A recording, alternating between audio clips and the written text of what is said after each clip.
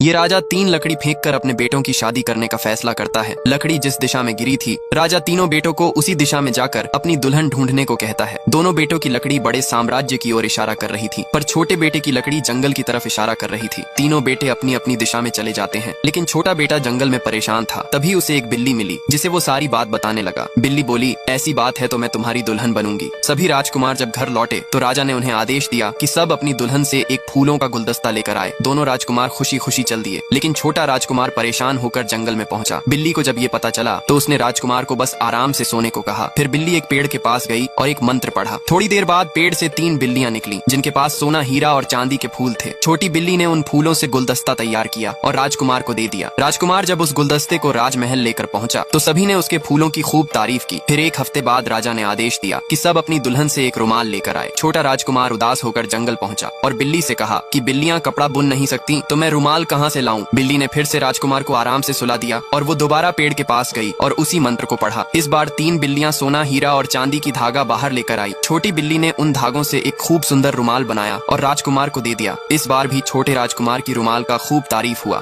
फिर एक हफ्ते बाद राजा ने सभी को अपनी अपनी दुल्हन को लाने का आदेश दिया। छोटा राजकुमार फिर से परेशान होकर बिल्ली के पास गया और कहा, मैं एक बिल्ली को महल में कैसे लेकर जा सकता हूँ। ये सुनकर बिल्ली ने उसे फिर से सोने को कहा और उसी पेड़ के पास गई और एक खास मंत्र को पढ़ा, जिससे पेड़ से तेज रोशनी निकलने लगा। बिल्ली जैसे ही उस रोशनी में गई, वो एक सुंदर राजकुमारी में बदल गई। राजकुमार जब जागा तो उसे देखकर हैरान हो गया। राजकुमार बहुत खुश हुआ और राजकुमारी को गले से लगा लिया। फिर जब दोनों महल में पहुंचे तो राजकुमारी को देखकर सब हैरान हो गए, क्योंकि छोटे राजकुमार ने कभी भी अपने दुल्हन के बारे में नहीं बताया था। इसी खुशी में 7 दिन तक लगातार उत्सव मनाया गया।